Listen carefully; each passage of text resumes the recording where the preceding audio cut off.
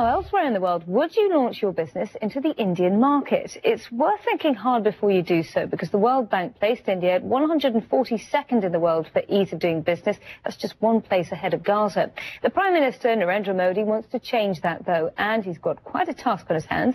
CNN's Andrew Stevens is at the India Economic Summit, which kicks off today. He joins us now live from Delhi. So, ease of doing business in India, Andrew, you've been investigating this. How easy or difficult is it?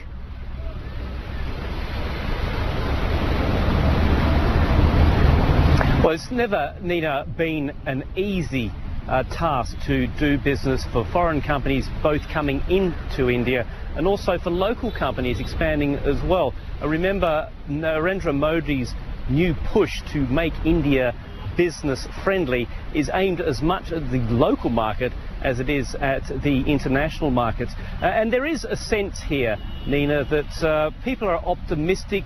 The time is right. There's a lot of frustration here that things do need to change, and that's coincided and partly a result of a big change, a sweeping change in government to try to get things moving again. And as you point out, the ease of doing business here in India is at a very low level at the moment. Take a look.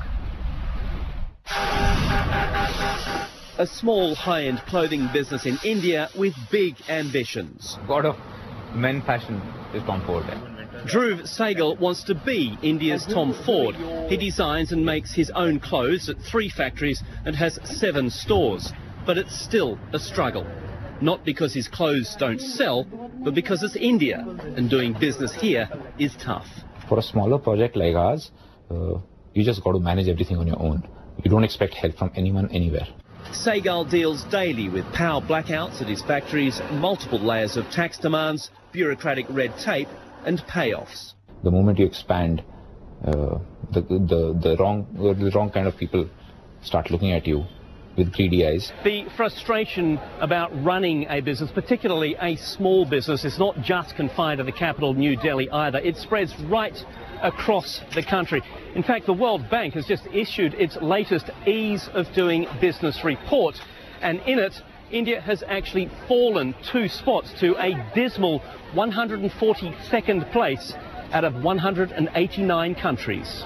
To take one example, to set up a company here takes 28 days. That's 158th position on the table.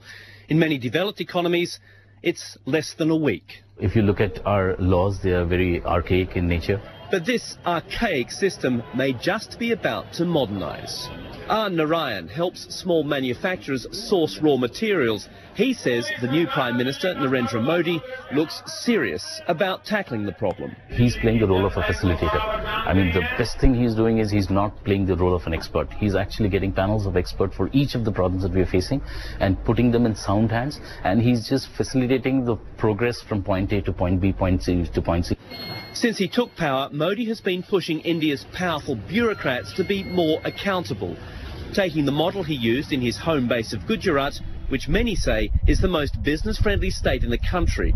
But so far, his election promises of rejuvenating the Indian economy remain just that, promises. And Nina, it's important to note that Narendra Modi has something that none of his predecessors have had for some 30 years, and that is a sweeping mandate for change, courtesy of that crushing election victory 6 months ago. So the people of India have really put their faith in him. It's up to him now to repay that trust. It's not going to happen overnight. This is India, remember, it's a boisterous democracy. But one of the points that he is raising, and it's still too early to say whether it'll be successful or not, is looking at the manufacturing sector here. Manufacturing currently accounts for just between 14 and 16% of GDP. Look at China, that's 34%. So Mr. Modi is targeting manufacturing, getting that going, lifting it to 25% of GDP, and in the process creating 100 million jobs. That's right, 100 million jobs. That's the sort of thing he's looking at. He's got tailwind behind him. There's a lot of expectations. The question is now, can he meet those expectations, Nina? Change in results on a grand scale. Thank you very much for that, Andrew Stevens, and we'll hopefully check in with Andrew later on in the hour for more on doing business in India.